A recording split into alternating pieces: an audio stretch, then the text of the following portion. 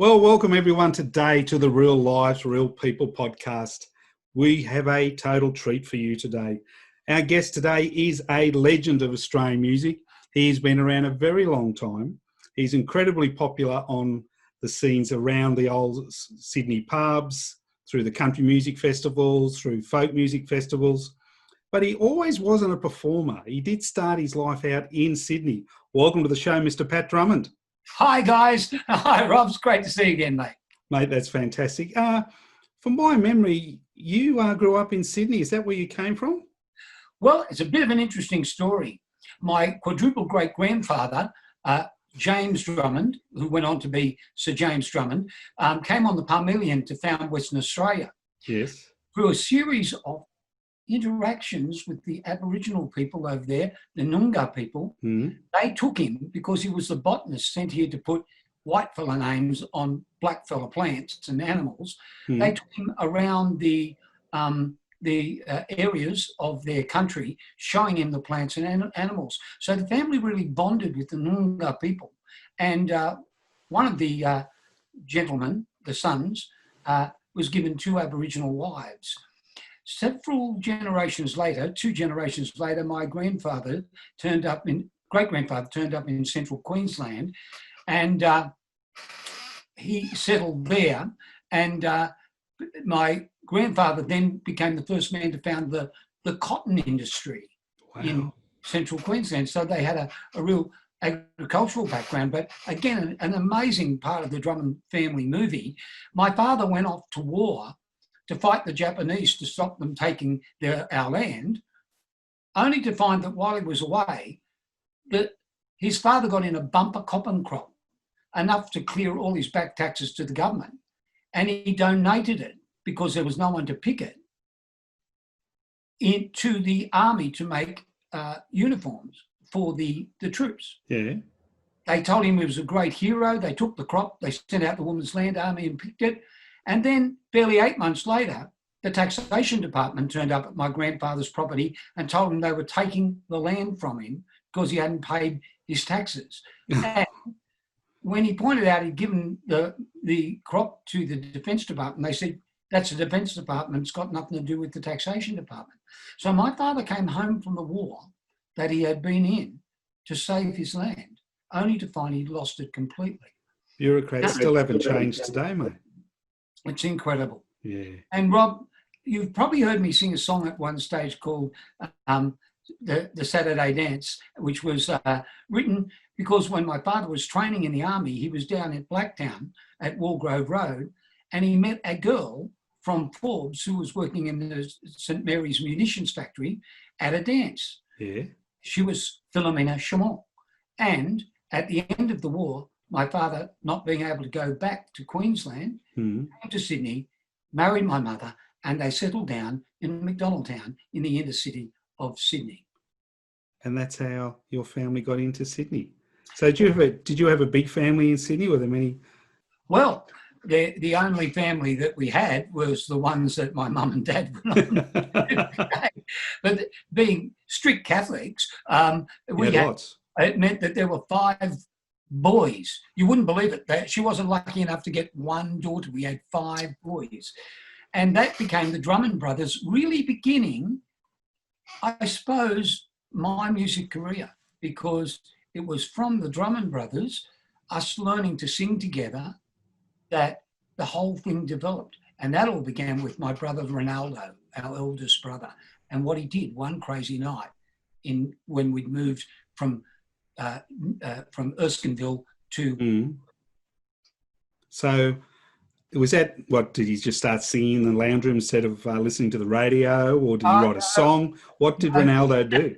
Ronaldo always had a bigger vision for everything than that. We brought home the Everly Brothers albums at one stage, and he made us start to learn all the harmonies to it. I don't know where we got that gift, that we managed to just seem to lock into it. But there was only 2 of the Everly Brothers, and there was 5 of us. So we all started punching each other and saying, that's my harmony, get off my harmony. The youngest of us was around about 6 or 7, Stephen. And then out of the blue, we started singing 5-way a cappella versions of the Everly Brothers hits. And around about this time, the beginning of the folk protest movement era was starting in the very early 60s. So because it was a very different time, Rob, mums and dads used to let their kids go out for walks. We just disappear during the day and play all day on the street and come back home as long as we were home by dark. They used to let us go to the Police Boys Club in Burwood. Yes. On a Friday night.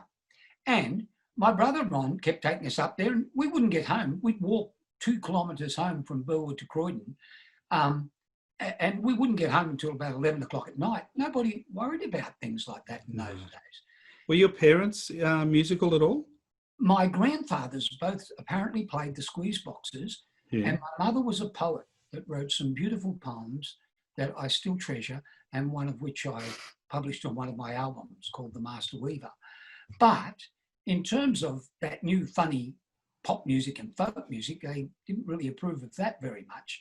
It was bush poetry and that whole Australiana side of things that they really loved.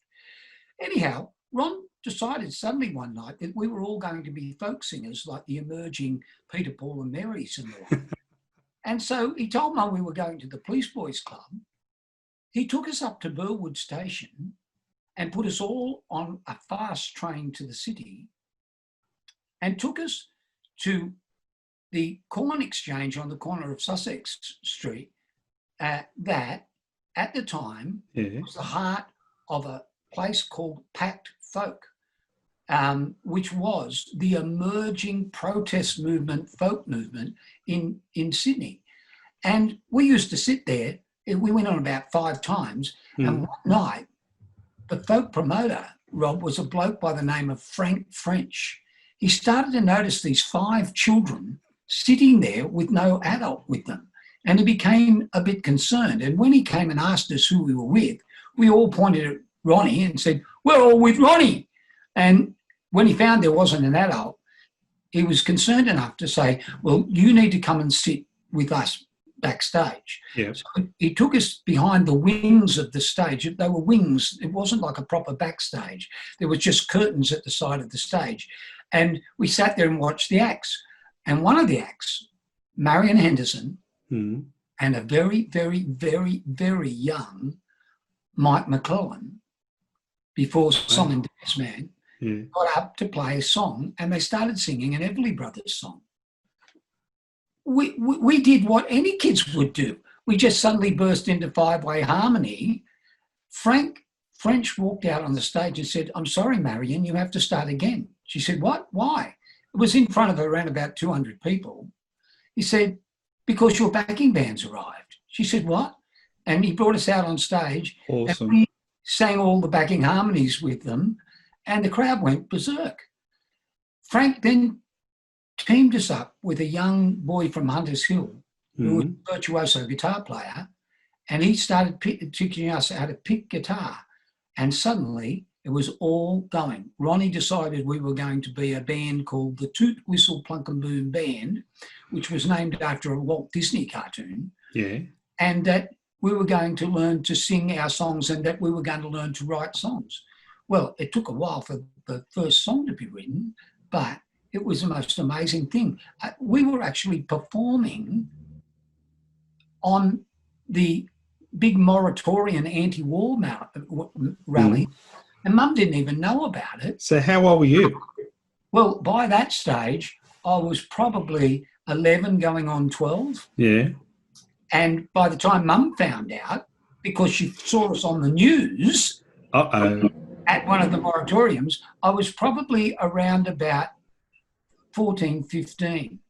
It was just about then that through a series of crazy events, I ended up writing my first song.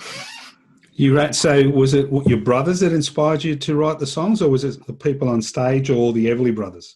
Well, everything had to have harmonies, of course, in it. Yeah. But it was more in that scene, which was a very radical anti-war social documentary scene, where songs were supposed to tell stories about what was happening in the world. I had to go to a seminar in the city from my school. And I got on the train I'll never forget this. I got on the train and I rode the train into St. James, where I had to get off and walk. They wouldn't let a 14, 15-year-old boy do this anymore. I had to walk down through King's Cross to the hotel where the seminar was occurring. I got off at St. James, walked up the stairs, and the awning is still there. Really? Yes. There was a young girl, about 16, standing there near the corner of William Street. Yeah. And she saw me come up the stairs and she stepped out to me and said, "Do you want a girl?" Well, in those days, it was very common down there, wasn't it? But I was a 15-year-old Catholic boy who, but because my way of coping with things, even to the point of the way I ended up mucking up in school, was when I didn't know an answer or I didn't know what to say, I'd say something funny, as if nothing would get all the, all that to disappear. Somehow stop I'd feel relief that I didn't know the answer, but I made everyone laugh. So when she said, "Do you want a girl?" I didn't know what to say, but I just got off this train and I had my student card with me and I held it up and I said, "Do kids get in for half price?" Oh, well, dear. I thought she was going to laugh. She didn't. Rob, she got the most pained, hurt and angry look on her face that I'd ever seen. It's as if I'd said to her, she wasn't worth anything, Wow. And the pain on her face was so enormous, it went through me and began that process that causes me to write songs. So were you more around the words at the start or the music at the start? Well, it's an interesting thing, but when you said, are you more around the words or more around the music at the start? Most people aren't aware that when they speak, they're actually singing. They're actually singing. The pitch of their voice changes. True. And from the very beginning, I tended to sense that the way you sang something was to augment the way you said it. And I started walking up William Street, really upset that I'd upset this girl. And being a good Catholic boy, trying to think, what it all meant. Yeah. And as I walked up the street, I started looking at the places around me and the cafes and everything and the wine bars where everyone seemed so happy. And there was this face of that girl almost in tears in front of me. And I began to write a song that comes from the process. Long answer to a short question, Rob, but how does it happen? That's cool. I'm a verbal reasoner. Some people aren't. Some people are cognitive reasoners. Some people are manual reasoners. They actually have to do something solid to work something through. I have to be able to say what I'm feeling before I fully understand it. I started to speak these words that led me to write a song called The Way of the Cross. And it was built around the fact that I started off feeling that I was different to this girl in front of me. Yeah. I discovered as I walked and I thought it through and tried to make sense of it, that all of us have a value on our lives as we see ourselves. Different people express it differently, but the pain is always the same when we're told we're not worth anything. We're worth far less. Other people value us far less than we thought we would be. Yeah. And you see that in a lot of performers. You hear many stories of performers that when they're on stage and then they're off stage are totally different. They're on stage, they've got a mask, they feel a lot of self-worth. They walk off stage and they do exactly the opposite. You've had a very unique career. I mean, you have written songs about life, love, bullying in the schoolyard, a balloon over Carcoar, Australia. I mean, you could play your backlist of your own music, and it's like a history of, if you had to say to someone, well, who is Australia or what is Australia, you could nearly give them 30 of your songs and they could hear where we are, who we are, and where we've come from. You were talking about that lady there that inspired you in one way or the other with the pain on her face after you spoke to her. Where is it just when you're, does it just come to you when you're out seeing someone, hearing someone's story, go, that's a good song? Or do you sit back and look at the situation or see what's around you and then it comes to you later? How do you get an inspiration to put pen to paper to write the song? Okay, good question, Rob. And the answer is not what most people expect.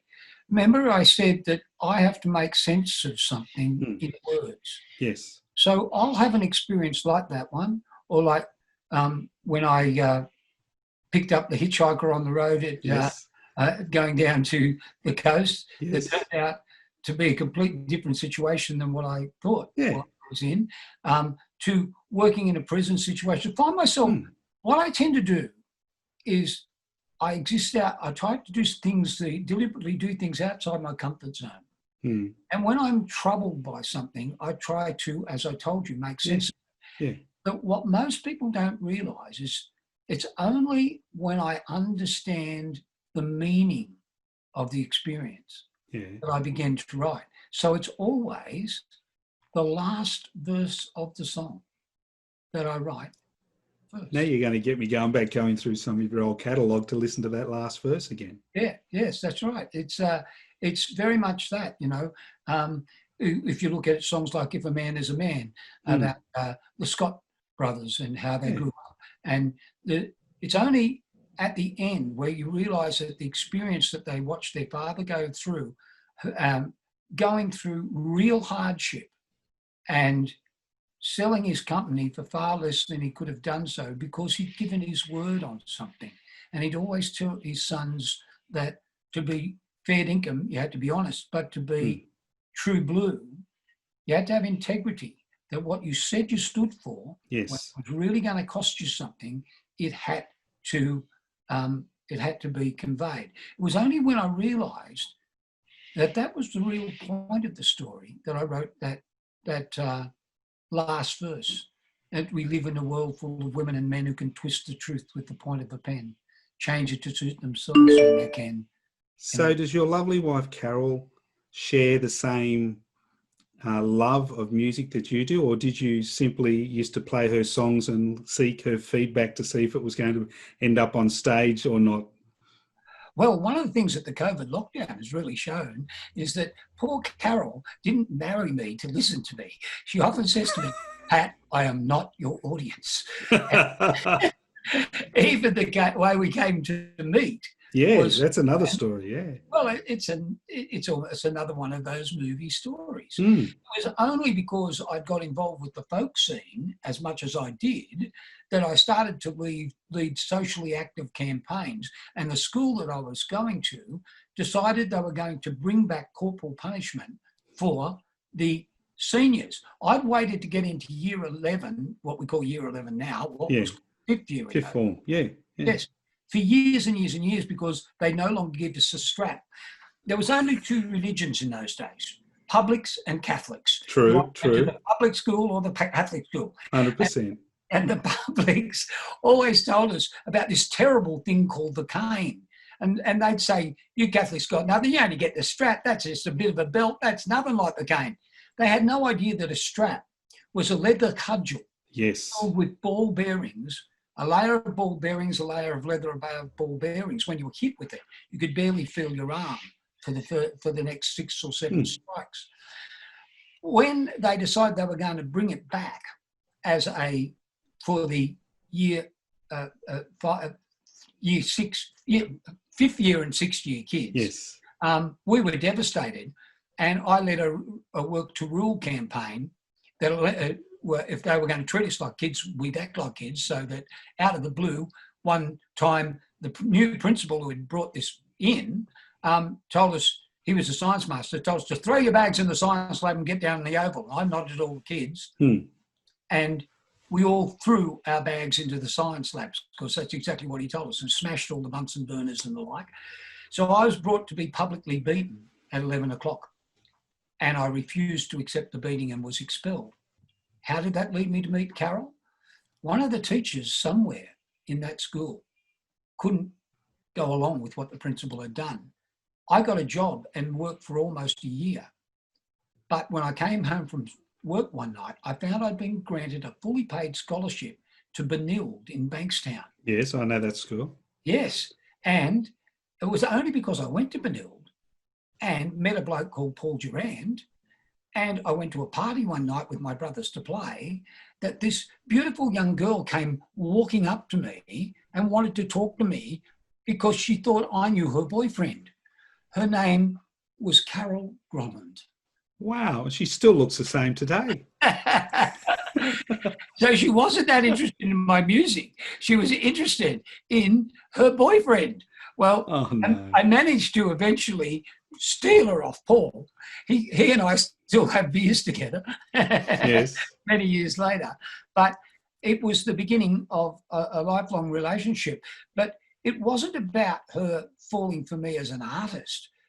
In a funny sort of way, our bonding was, I always say, a great gift, a perfect bonding, because Carol's gifts are more in organisational and administrational things. She's a director of the remote area preschool these days, even though she only began her career when she was almost 50.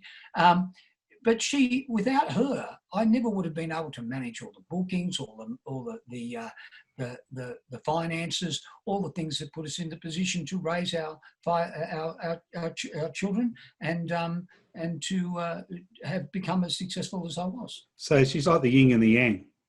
Yeah, absolutely. The two missing parts. If you got the same bits together, they clash a lot. Yes. The other bits really come together. So that part of it, she was a huge support to my career, but not by being one of the people in the crowd loving the songs. It was more about making sure I was where I was on time, making sure the road crew had all been paid, all that kind of stuff. So it was, it was a really wonderful bonding, and we've just passed 48 years of marriage. I believe you're just hit 38. Is that correct, Mr.? Yeah, 30 years of marriage, and as my wife said the other day when she found out that I was interviewing, she said, "Shivers, you've known Pat longer than me."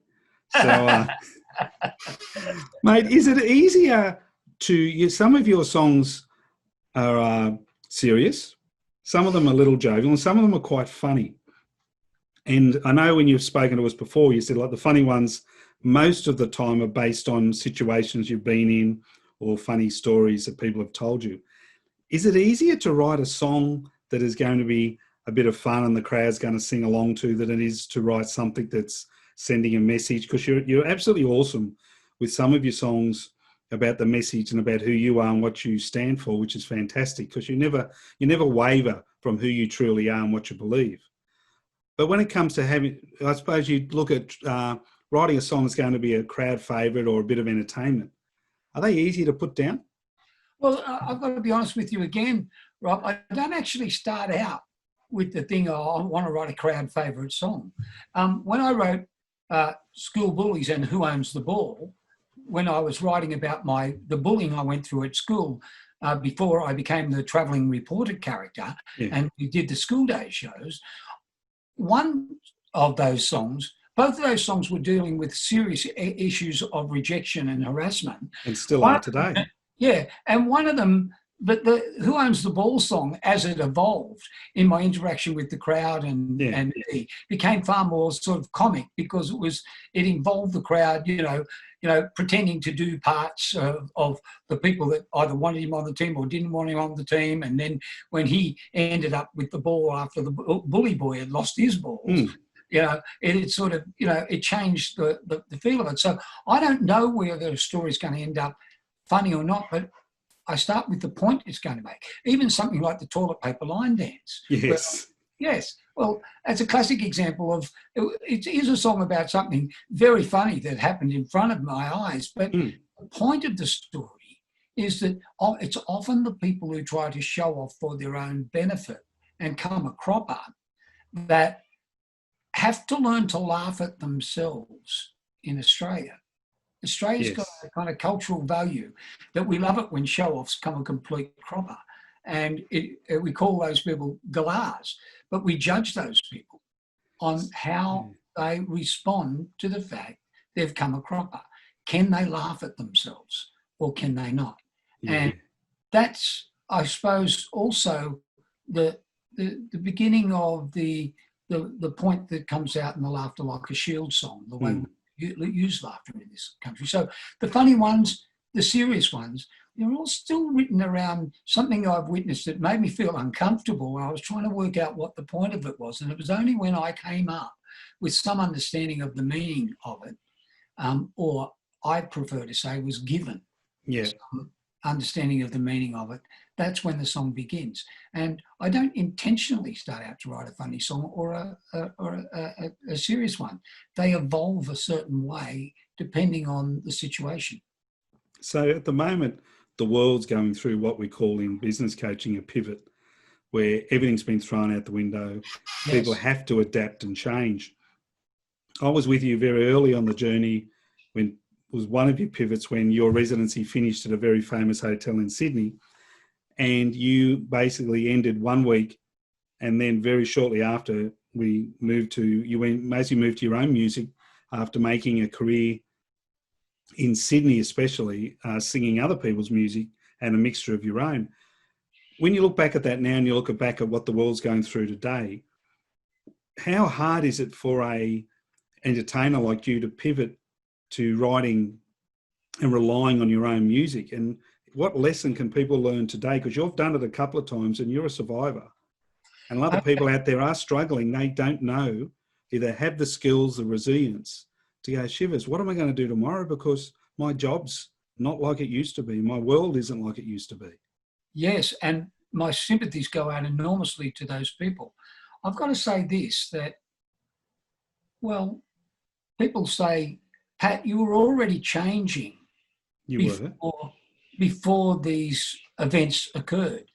When I'd already established the school days full rock opera where we were on stage where the school closed, and I'd also established starting to write these storytelling songs, The Battler, for example, when I was at the Rest Hotel. When the Rest Hotel shut and we went straight into the school days era, and then from that into the report era, I'd already begun those changes, but it took this kind of disaster to lead me to leave the past behind.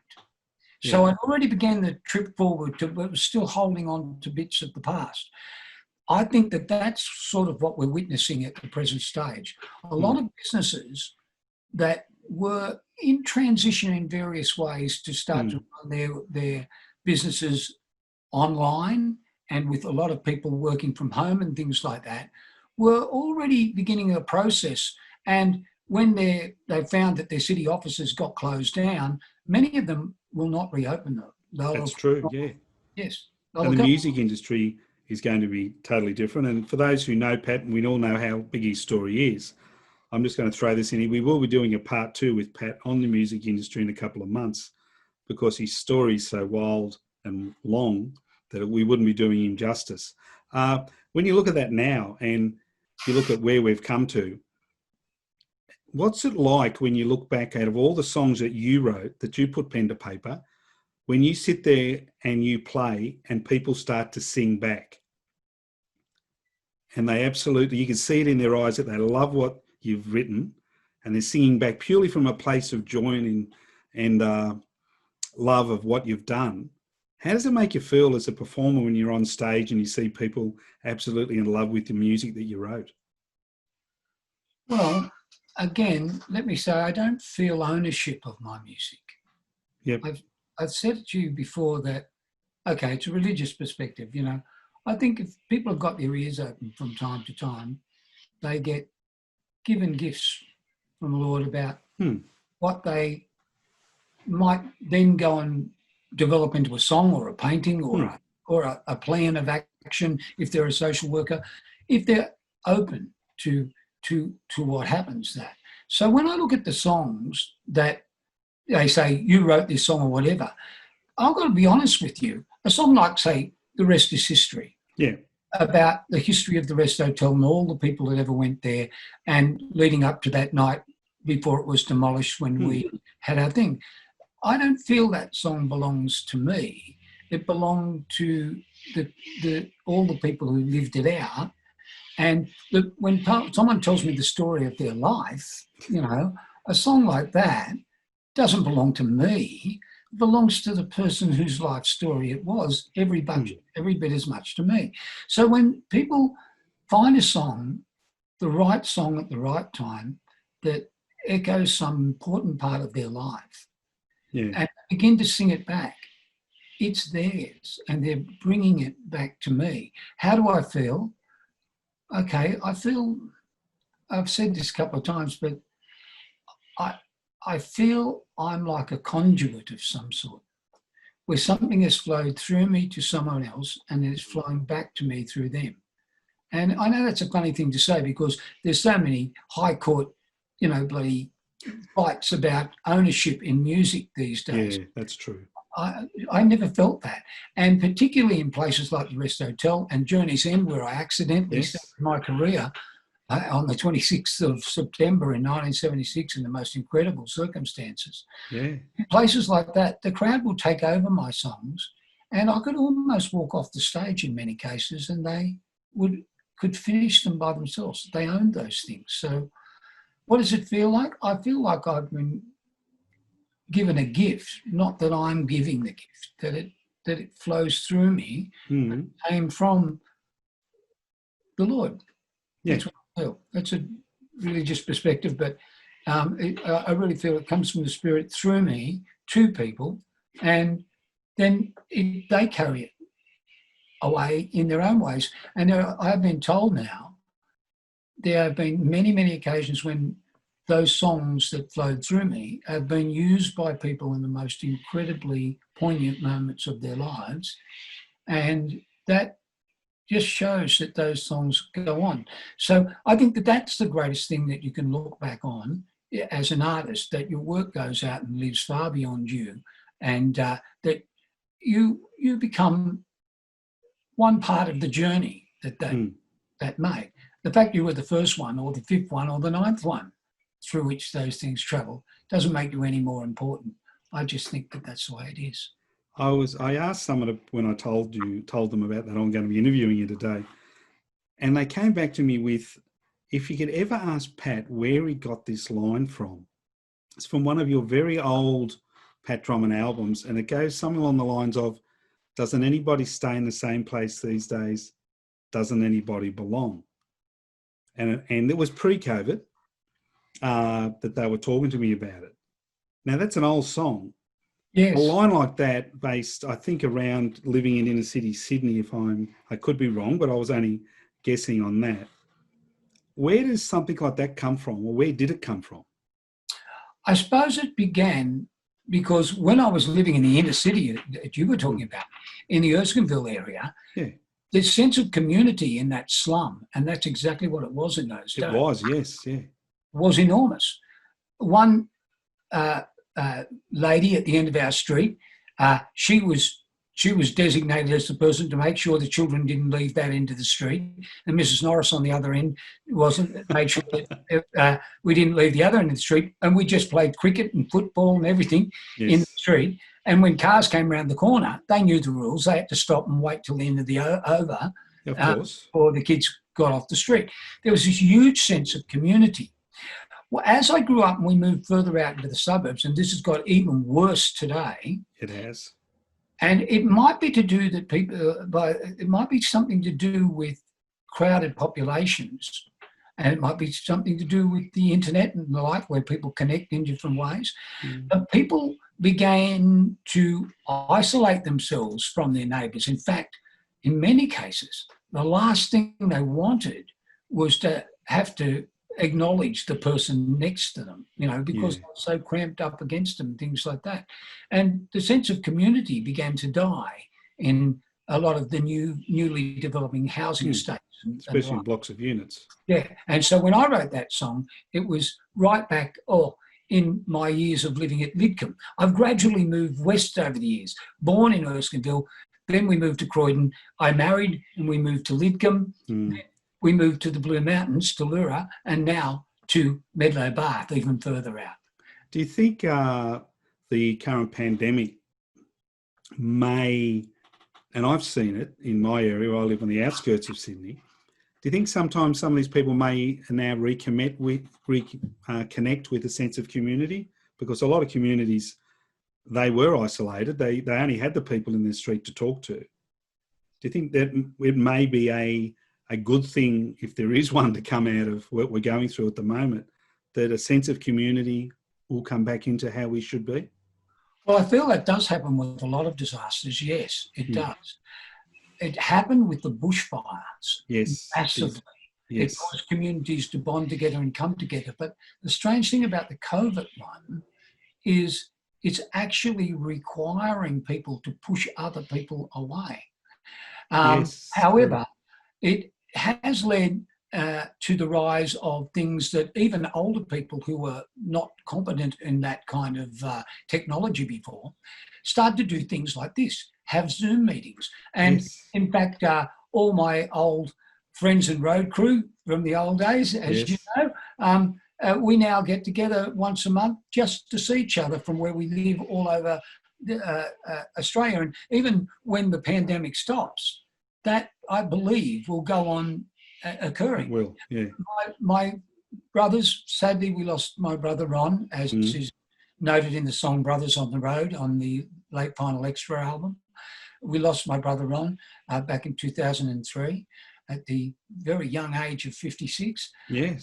My four other brothers live all over Australia, and once a week we all get together on Zoom. So again, like I say, there are many things that will come out of these disasters which will let people develop skills that bring them closer together in different ways. So if you follow and wait to be shown the road forward to the best thing about anything, something new will come.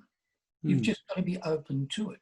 And I must admit, in my career itself at the present stage, I'm going to have to accept that perhaps it's going to completely do new section now. I'm really not sure what is going to happen with live performances. I've had every single show since January cancelled, right down to and including the festivals in January 2021. So who knows? Who knows? What the future Have you done any writing, Bud? I write these days, as I've always done. I tend to go through phases. Around about 8 years ago, I began to play more and more in my local church. And began to write songs that had a religious kind of bearing, a couple of which ended up on my albums, The Arrogant Song and the like. But there's a whole bunch of songs, and some of which just were carrying a religious theme, like Who Is That Refugee?, pointing out that the very first refugee family of modern history was Jesus, Mary and Joseph when they fled from Herod. And at the time that I wrote that, right back at the turn of the century, I had no idea that it would become such a politically charged and song where so many people got angry at me. But these days, it is now often played in many of the churches across the Catholic Diocese of Sydney because it was sent out by the Bishop Vincent, who had been, as a child, a Vietnam refugee who had come to this country. So you just never know where it leads you. So it began me, I never meant to be a gospel writer in any way, but you know, I gradually just started writing more and more songs for different occasions for my church, for their services, and that is mainly where I'm writing these days. And I'm not saying that that's where my career is necessarily going in any way, but I'm saying it's been an interesting place to be during this lockdown. Mate, one of the best things that anyone who knows you is that you've always said, this is who I am, this is what I believe, this is my opinion. But the one thing that has set you apart from many people in your industry is your ability to listen and still keep friends with people who have polar opposite opinions. Oh, absolutely. Which I think is a credit to you, because you're putting yourself up on stage and you say, you say what you say, and we agree with you sometimes, we don't. And then you walk off stage and have a beer with the exact same people who disagree with you. It's a rare feat. If you Well, look back at... Sorry? I think it's the case, Rob, because of this. Reporters are not like meant to be like the ultra left-wing ones on the ABC or the ultra right-wing ones on Sky News, 100%. They're supposed to not tell you what to think because they think it. They tell you that they met somebody who told them their story. So when I tell a story from a military point of view, because I've written a song from the point of view of someone I've written in the military, yeah, a lot of the people who were the peace activists and my fellow draft resistors, I was sentenced to prison, as many know, right back in the conscription days, they can't believe that I can write a song that is sympathetic to somebody in the military. Somebody on the other side of things, can't believe when I take a strong stance about Australian values and things like that. And they say, oh, you're just being culturally exclusive and all that kind of stuff. Well, a reporter is supposed to tell a story from the point of view that the person that they interviewed, and that's what I did. And I learnt things from all of those people.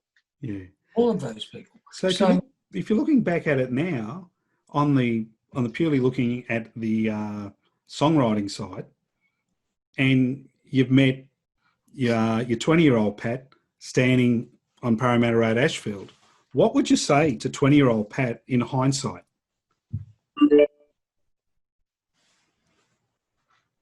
What would he say to the... What would you say to 20-year-old self in hindsight now, if you meet him on the side of the road?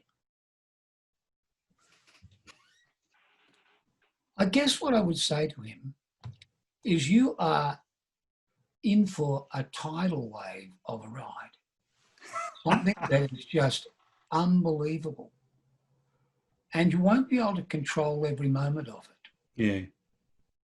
But what you should try and do is make sure that you're holding on to the compass that will lead you where you said you should belong.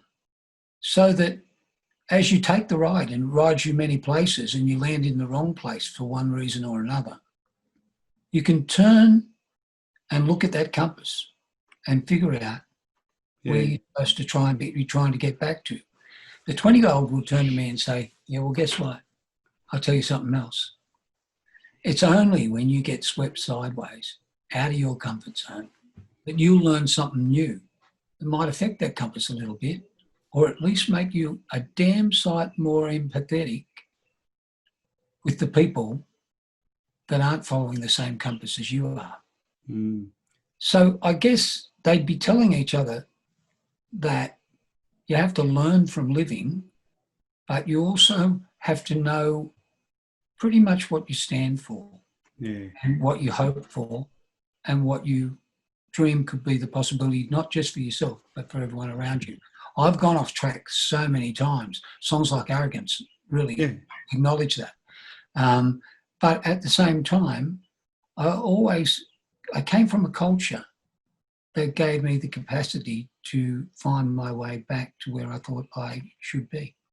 And so if we could turn around and say, okay, we're sitting at the Jamboree Hotel.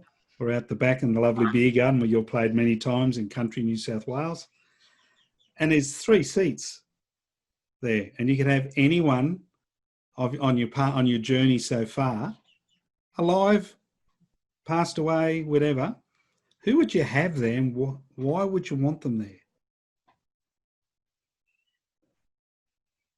There you go. Oh my God, I've got a quiet Pat. Well, the first answer to that is that I've always had a sense of the Lord. Yep. You're the second guest to say that. Yeah, and at every point in my life when everything's gone wrong, I was able to turn to him. Yeah. And he could turn water into wine, so having him at the table would probably be, pretty good. I'd go with that. Yeah, not knocking that one. My mum, who was the one that really fostered our artistic, my mum and dad, who fostered our artistic love of poetry and the Australian culture. Yeah. Later on, my brother Ron, who was the one that started it all, and then last of all Carol, because without her, the other four people at the table would get completely lost, and they wouldn't know time to finish the dinner, when it was time, who was paying for it, who was actually organising it all, and then to make sure I got home on time. But to tell the truth, I couldn't just sit with four people. By the time I included all the crucial members of the road crew, all the crucial people that shared their stories with me, I'm afraid the table I'd be sitting at would be hundreds of people down each side. Yeah, mate, it's actually been a privilege to occasionally sit at that table with you. You have inspired so many more people that you'll never, ever understand. You have been the voice to what a lot of people wanted to say, and you will continue to be that voice. We look forward to doing part 2 in a couple of months when we talk about the Australian music industry and give you time to think about what stories we can actually put to air over the years of you being on the road, and it's going to be an absolute hoot. Pat Drummond, it's been fantastic listening to you today. I wish you all the best. And everybody, if you like these podcasts, please like, please share, please hit the subscribe button, because that's how we keep going.